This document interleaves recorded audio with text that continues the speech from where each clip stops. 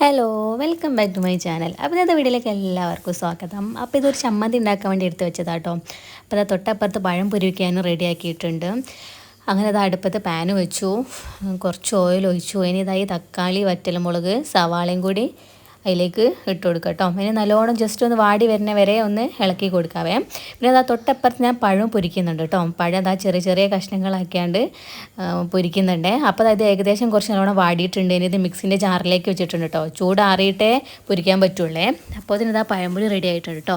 മീൻകറി കേട്ടോ, മീൻകറി സെറ്റ് ആയിട്ടുണ്ട്. പിന്നെ അതാ കുറച്ച് മീനെടുത്ത് ഫ്രൈ ചെയ്യാമെന്ന് വിചാരിച്ചിട്ടോ. അപ്പോൾ അതാ കറിവേപ്പിൻ്റെയിലേക്ക് ഇട്ടാണ് നല്ല രീതിയിൽ ഫ്രൈ ചെയ്യുന്നുണ്ട്. തൊട്ടപ്പുറത്ത് പഴംപൊരിയും പൊരിയുന്നുണ്ട് കേട്ടോ. അങ്ങനെ പഴംപൊരി സെറ്റായിട്ടുണ്ട് കേട്ടോ. പിന്നെ അതാ മിക്സിയിലിട്ടിനിയത് തക്കാളി അതൊക്കെ നല്ലോണം ചൂടാറിയപ്പോൾ അതാ അരച്ചെടുത്തു കേട്ടോ. ഇതാട്ടോ ചമ്മന്തി. പിന്നെ ഇന്ന് ദോശയായിട്ടോ ചൂടുന്നത്, ദോശൻ്റെ ചമ്മന്തി ആട്ടത്. പിന്നെ ദോശൻ്റെ മാവ് നല്ലോണം പൊങ്ങി വന്നിട്ടുണ്ട് കേട്ടോ. ഉഴുന്ന് ദോശയാണേ. അപ്പോൾ അതാ നല്ലോണം മാവ് ഉപ്പിട്ട് മിക്സ് ചെയ്തിട്ട് അതിന് ചുട്ടെടുക്കട്ടോ.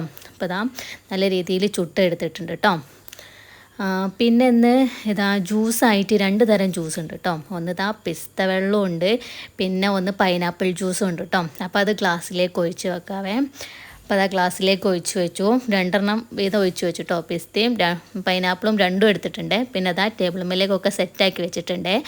അപ്പോൾ നമ്മുടെ വീഡിയോ ആദ്യമായിട്ട് കാണുന്നവരാണെങ്കിൽ മസ്റ്റായിട്ട് ലൈക്ക് ചെയ്യുക, ഷെയർ ചെയ്യുക, സബ്സ്ക്രൈബ് ചെയ്യുക. Okay, thank you.